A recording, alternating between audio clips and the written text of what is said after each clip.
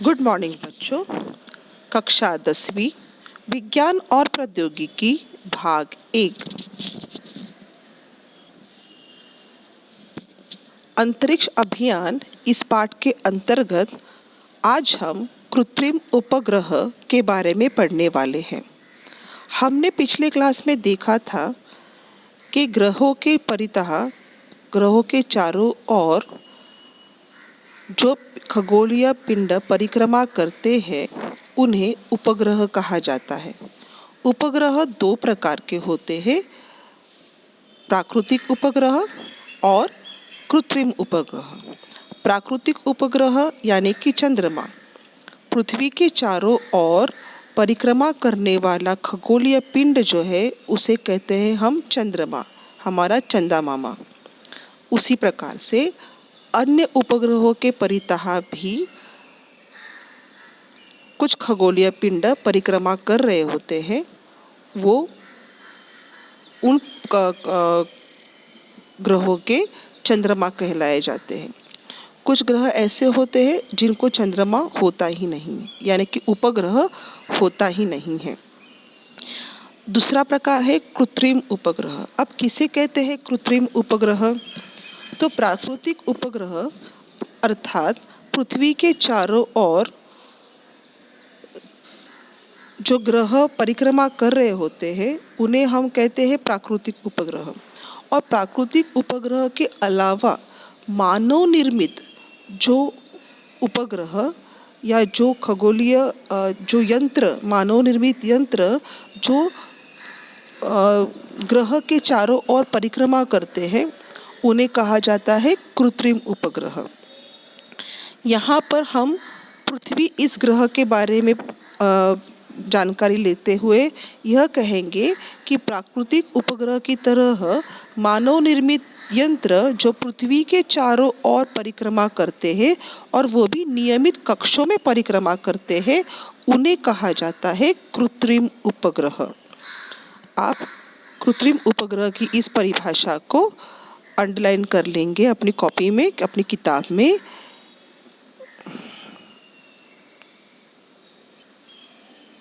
आप देख सकते हैं यहाँ पर परिभाषा आपको दी गई है।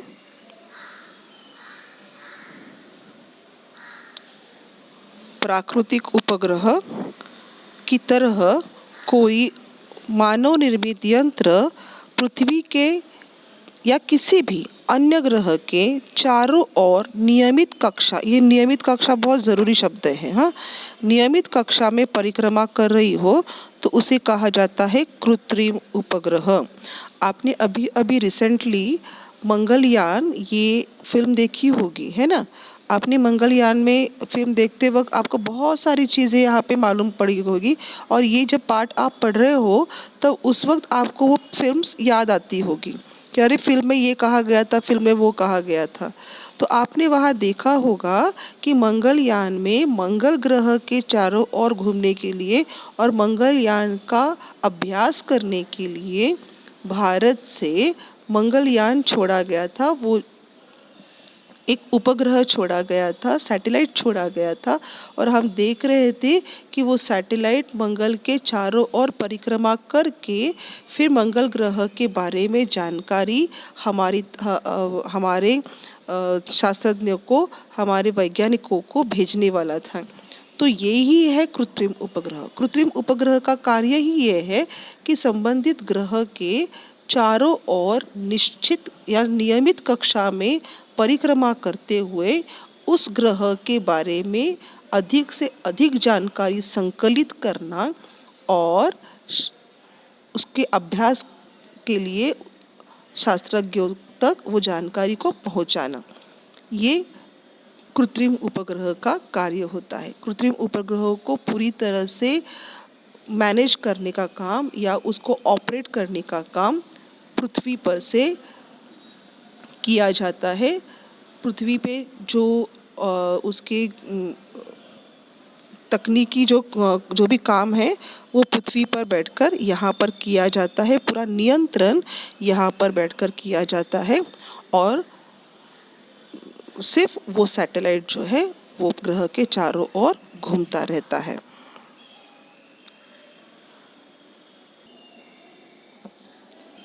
प्रथम कृत्रिम ग्रह जो है वो स्पुतनिक नामक कृत्रिम ग्रह था। इसे रशिया ने 1957 में अंतरिक्ष में भेजा था। यह आपको रिक्त स्थान के लिए आने वाला प्रश्न है, इसे ध्यान में रखना है आपने कि प्रथम कृत्रिम ग्रह स्पुतनिक किसने भेजा था? रशिया ने भेजा था 1957 में।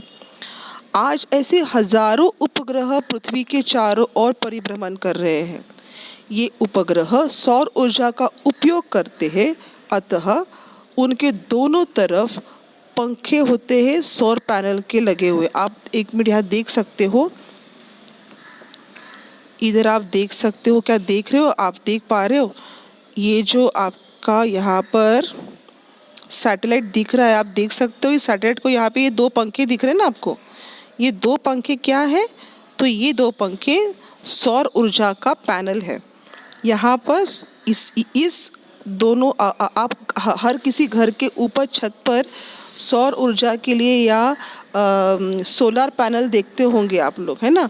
तो ये सोलर पैनल, उसी प्रकार का सोलर पैनल यहाँ पर उपयोग में लाया जाता है ताकि सैटेलाइट को चलने के लिए और सैटेलाइट के अंदर जो भी यंत्र है उन्हें काम करने के लिए जो बिजली या जो पावर चाहिए होती है, ये पावर डायरेक्टली हम कहाँ से लेते हैं?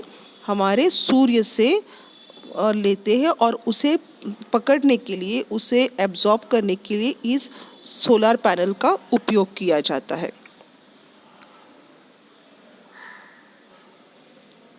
तो इस प्रकार के सोलर पैनल इन उपग्रहों को लगे हुए होते हैं।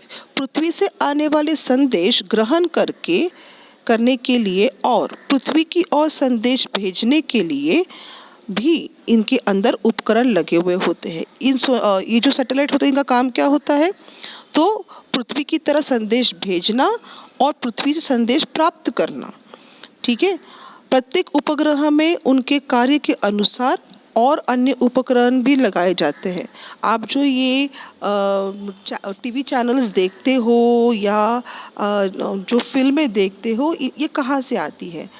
हाँ, जी टीवी, एबीपी माझा या जी न्यूज़, एनडीटीवी, ये जो आप टीवी चैनल्स देखते हो, तो इन टीवी चैनल्स के सैटेलाइट इसी तरह से पृथ्वी के चारों ओर परिक्रमा कर रहे होते हैं और उन्हीं के माध्यम से आप घर बैठे बैठे जो भी टीवी के प्रोग्राम है वो देख सकते हो।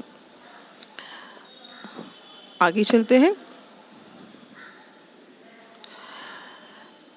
ऐसा एक पृथ्वी से उपग्रह की ओर जाने वाले और उपग्रह से पृथ्वी पर भ्रमणध्वनि टावर इत्यादि की ओर आने वाले संदेश दर्शाए गए हैं। आप देख सकते हो यहाँ पर जो ऊपर 10.1 में यहाँ पर आप देख रहे हो, यहाँ पर एक 10.1 में चित्र बताया गया है, वहाँ पे आप देख सकते हो कि मोबाइल के टावर का मतलब क्या है कि मोबाइल से निकलने वाली जो तरंगे हैं वो मोबाइल टावर तक पहुँचती है, मोबाइल टावर से ये तरंगे सैटेलाइट तक पहुँचती है, सैटेलाइट से ये तरंगे दोबारा दूसरे किसी और शहर में स्थित मोबाइल टावर तक पहुँचती है और फिर वो वहाँ से आपके परिजन के मोबाइल तक पहुंचाई जाती है और इस तरह से आप कम्युनिकेशन कर सकते हो। ये प्रोसेस दिखने में आपको बड़ी लंबी चौड़ी लग रही है कि अरे यहाँ से वहाँ, वहाँ से यहाँ, पर ये जो रेंज होती है, आप जिसको रेंज शब्द का इस्तेमाल करते हो, ये इतनी फास्ट होती है और इतनी क्विक काम होता है इसका कि 1 मिनट भर में आपको पलक झपकते ही आप अपने परिजन से मोबाइल पे बात कर सकते हो। ये काम बहुत ही जल्दी होता है और इसकी स्पीड बहुत ज़्यादा रहती है।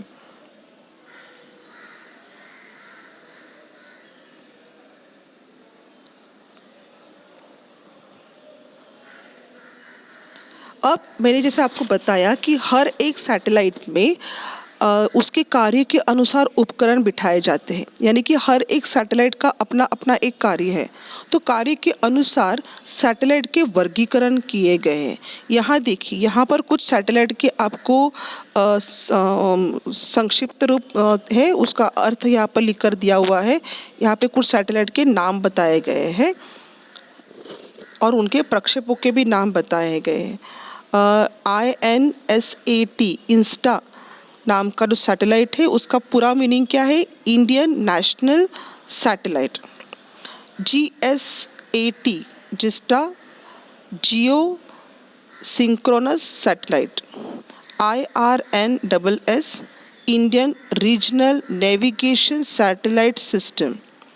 IRS Indian remote sensing satellite. GSLV geosynchronous satellite launch vehicle.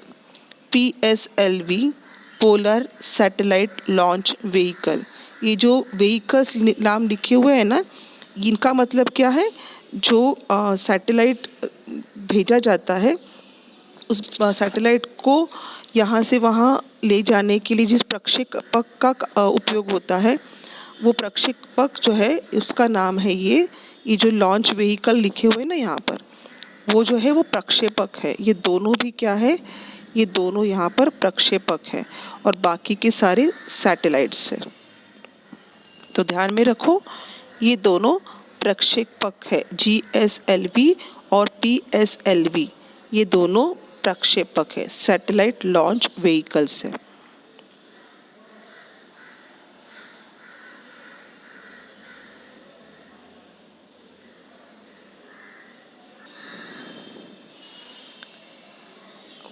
अगले इसमें देखेंगे, अगले पेज पर यहाँ पर भी आपको कुछ उपग्रह के प्रकार, उनके कार्य और कौन से उपग्रह को किन मालिकाओं और प्रक्षेपों का उपयोग किया गया है ये बताया गया है। मौसम उपग्रह यानी वेदर सैटेलाइट, क्या काम है उसका? तो मौसम का अभ्यास करना और मौसम का अनुमान दर्शाना। उसके लिए इनसैट और जीसैट इन दो उपग्रहों का उपयोग किया जाता है और उनके लिए प्रक्षेपक कौन सा यूज़ होता है? GSLV। दूसरा है संचार उपग्रह यानी कि कम्युनिकेशन सैटेलाइट। विश्व के अलग अलग प्रदेशों में विशिष्ट लहरों द्वारा संपर्क करने के लिए, जो आप मोबाइल वगैरह यूज़ करते हो ना, मोबाइल हो गया या आपका टेलीग्राम हो गया या जो भी कम्युनिकेशन का जो भी साहित्य है जैसे कि टेलीफोन है, इन सब के लिए आप संचार उपग्रह का उपयोग करते हैं। उसके लिए भी इनसैट और जीसैट ये दो उपग्रह और GSLV यह प्रक्षेपक उपयोग में आता है। उसके बाद ध्वनि चित्र प्रक्षेपक उपग्रह यानी कि ब्रॉडकास्ट सैटेलाइट, जिसमें आपके दूरदर्शन, आपका यूट्यूब, आपका गूगल, इन सब का उपयोग होता है। तो इसके लिए भी सेम इनसैट और जीसैट यह उपग्रह उपयोग में आते हैं और प्रक्षेपक के रूप में GSLV का उपयोग होता है।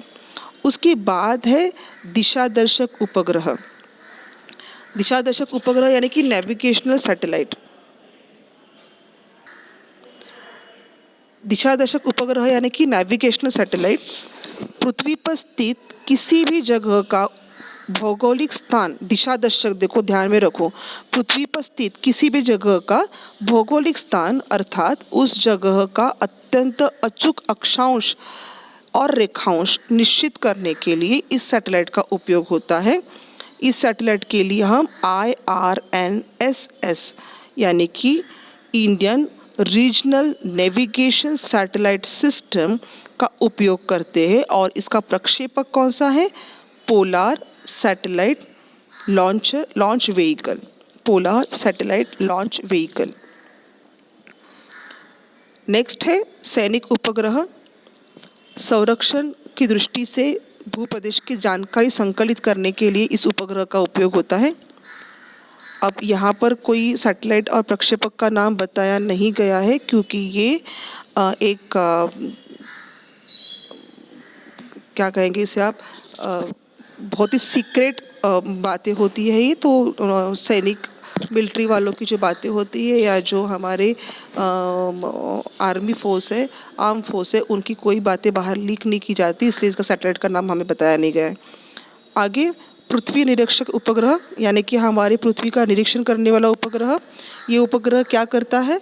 तो पृष्ठभाग पर स्थित जो भी जंगल हो, रेगिस्तान हो, बर्फ हो, इन सब का अध्ययन करना, बाढ़ कब कब आ सकती है, ज्वालामुखी का विस्फोट कहाँ पे हो सकता है, या जो भी आपत्तियाँ है इनके बारे में खोज करना, उनका व्यवस्थापन करना और उनके बारे में लगातार जानकारी देते रहना, ये काम इस पृथ्वी निरीक्षक उपग्रह का होता है। इसके लिए IRS यानी कि इंडियन रिमोट सेंसिंग सैटेलाइट का उपयोग किया जाता है, जिसका प्रक्षेपक कौन सा है, PSLV। ठीक है, तो आप ध्यान में रखें यहाँ पर ये दो सैटेलाइट और उसके कार्य, उपग्रह और उसके कार्य और उनके लिए उपयोग में आने वाले प्रक्षेपक कौन से हैं, वो यहाँ पर जानकारी आपको बताई गई है। अगले क्लास में हम देखेंगे कि